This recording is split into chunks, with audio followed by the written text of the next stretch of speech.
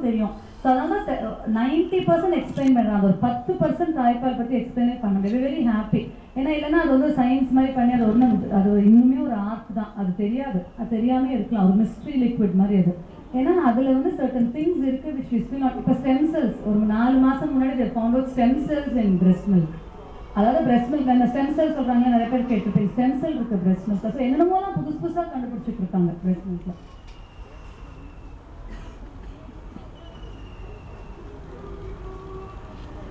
தாய்ப்பால் குழந்தையின் மூளையும் நரம்பு மண்டல வளர்ச்சியும் அதிகப்படுத்துகிறது. அதான் பிரெயின் டெவலப்மெண்ட் நான் போய் சொன்ன மாதிரி 4 runs 4 மடங்கு ஜாஸ்தியாக இருக்கும் தாய்ப்பால் பேபிஸும் formula fed பேபிஸும்.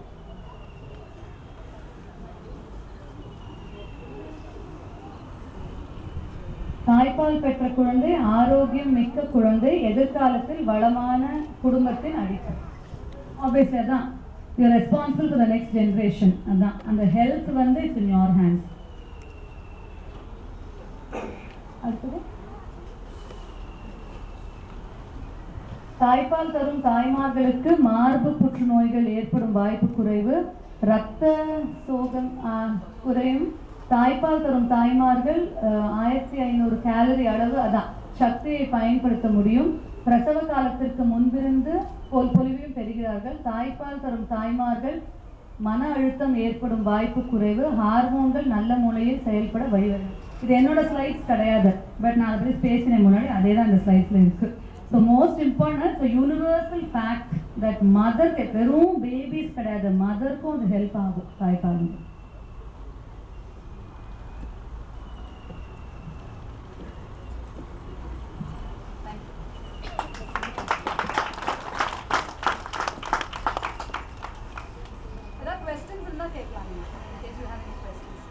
They say that we can collect the milk and then make the baby feed. What's the shelf life? Is it advisable or how long?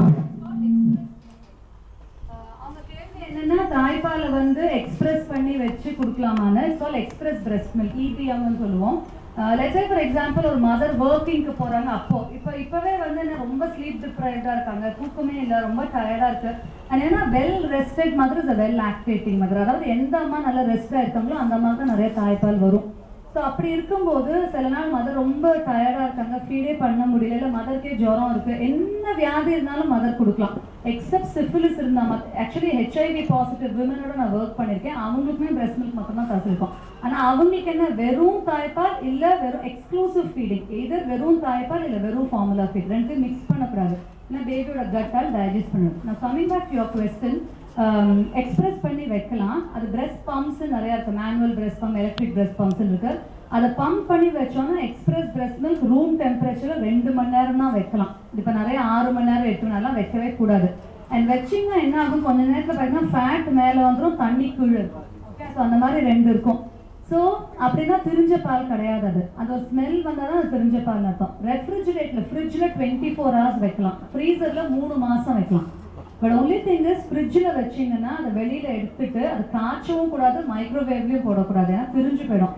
அதை வந்து அந்த பாட்டிலுக்கு ஸ்டோரேஜ் யூனிட், அந்த பாட்டிலை வந்து ரன்னிங் டேப் வாட்டர் கடியில் காமிச்சு அந்த room டெம்பரேச்சருக்கு எடுத்துன்னு வந்து ஏதோ ஸ்பூன் இல்லை பாலாடை இல்லை கப்பில் தான் கொடுக்கணும், பாட்டிலில் கொடுக்கூடாது. ஏன்னா baby will go through nipple confusion. பாட்டிலில் ரொம்ப ஈஸியாக குடிச்சிடலாம். அண்ட் வந்து இங்கே வந்து கஷ்டப்பட்டு குடிக்கணும், ஏன்னா பேபி அவ்வளோ மசில்ஸும் நர்வ்ஸும் யூஸ் பண்ணும். ஒன்று நான் நியூட்ரிட்டிவ் சக்கிங், இன்னொன்று நியூட்ரிட்டிவ் சக்கிங். ஒரே ப்ராடக்ட் எதுக்கு இவ்வளோ எஃபர்ட் போடணும், baby never come back to breast, they very brilliant babies. So அதனால் பாட்டிலே இன்ட்ரடியூஸ் பண்ணக்கூடாது. ஃப்ரீசரில் வச்சோன்னா ஒரு 1 or 2 hours ஃப்ரிட்ஜில் வச்சுட்டு அதுக்கப்புறம் இது பண்ணலாம். பட் ஒரே ஒரு வேர்ட் ஆஃப் காஷன், இப்போ லெட்ஸ் சே 100 ml எக்ஸ்பிரஸ் பண்ணியிருக்கோம், வெளியில் எடுக்கிறோம், baby once only drinking 50 ml, மீதி 50 திருப்பி ஃப்ரிட்ஜில் போடக்கூடாது, ஏன்னா பாக்டீரியா காலனிஸ் ஃபார்ம் ஆகிடும். ஸோ அதனால் நமக்கு அந்த டைத்தில் தெரியும் பேபிஸ், ஏன்னா என்னை பொறுத்த வரைக்கும் பிரெஸ்ட் மில்க் லிக்விட் கோல்டு, அது யாரும் தூக்கி போடக்கூடாது. ஸோ 2 குட்டி குட்டி கண்டெய்னர்ஸில் வச்சு எவ்வளோ வேணுமோ எடுத்துகிட்டு திருப்பி வைக்கும்.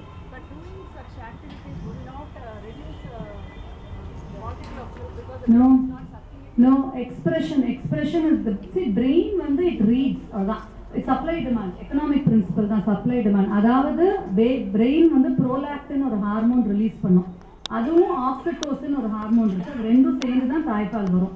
நம்ம அந்த ரெண்டும் எப்போ வரும், only when this is stimulation என்ன, baby sucking on the breast. இப்போ பேபி சக் பண்ணல, பிரெஸ்ட் பம்ப் போட்டால் பிரெஸ்ட் பம்பும் இப்போ எக்ஸ்பிரஷன் ஸ்டிமுலேஷன் மோடில் தான் வருது. அதாவது கொஞ்ச நேரம் ஸ்டிமுலேட் பண்ணும், அப்புறம் தான் எக்ஸ்பிரஸ் பண்ணும். So brain will still read it as a baby sucking. So another மூணு விதத்துல you can increase breast milk சொல்லுவோம். ஒன்னு baby sucking, இன்னொன்னு breast pump, இன்னொன்னு diet. மூணு சேர்த்தா இதா. So அதனால breast milk கம்மி ஆகாது. Pumping will only increase breast milk supply. வேற questions இருக்கா?